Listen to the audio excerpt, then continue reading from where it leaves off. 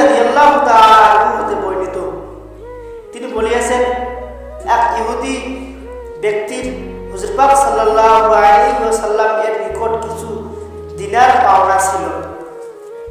একদা সে আসিয়া হুজুর পাক সাল্লাল্লাহু আলাইহি ওয়াসাল্লাম এর নিকট উহা চাহিলেন।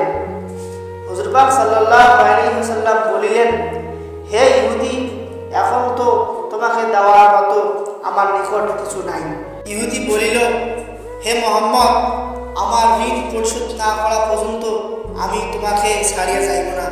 তখন হুজুর পাক সাল্লাল্লাহু আলাইহি ওয়াসাল্লাম বলিলেন, আচ্ছা, আমিও তোমার নিকট বসিয়ে থাকিব। এই কথা বলিয়া তিনি তাহার নিকট বসিয়ে পড়লেন। অতঃপর হুজুর পাক সাল্লাল্লাহু আলাইহি ওয়াসাল্লাম সেই স্থানে বসিয়া যোহর, আসর, মাগরিব এবং ইশার নামাজ পড়িলেন এবং পরের দিনের ফজরের নামাজ আদায় করিলেন। এদিকে হুজুর পাক সাল্লাল্লাহু আলাইহি ওয়াসাল্লামের সাহাবীগণ উক্ত ইহুদিকে ধমকাইতেছিলেন এবং ভয়ভীতি দেখাইতেছিলেন। হুজুর পাক সাল্লাল্লাহু আলাইহি ওয়াসাল্লাম সাহাবীদের মতলব বুঝতে পারিয়া তাহাদেরকে ইহুদিদের সাথে কোনরূপ অসৎ আচরণ করতে নিষেধ করিলেন।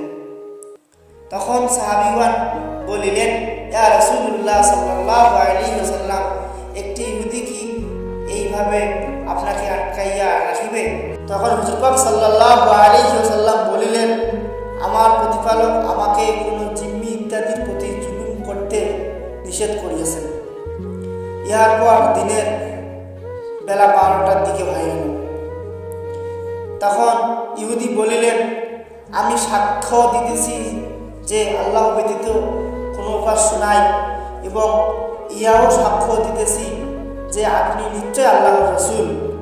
আমি আমার ধন সম্পদের অর্ধাংশ আল্লাহর রাস্তায় দান করিলাম। আমি আপনার সাথে যে আচরণ করিয়াছি তাহা করিয়াছি এজন্যই যে তাওরাতে আপনার যে গুণাবলীর কথা উল্লেখ রহিয়াছে, দেখিলাম আপনার নিকট তাহা রহিয়াছে কিনা।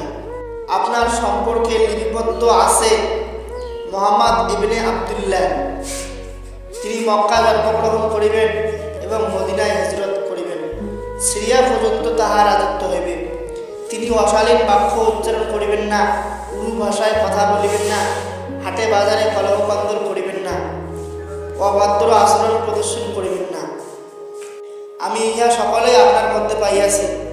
আমি দৃঢ় প্রত্যয়ে সাক্ষ্য দিতেছি যে আল্লাহ ব্যতীত কোনো উপাস্য নাই এবং আপনি নিশ্চয় আল্লাহর রাসূল। আমার ধন সম্পদ আল্লাহর মর্জি মোতাবেক আপনি যেখানে চাহেন খরচ করুন।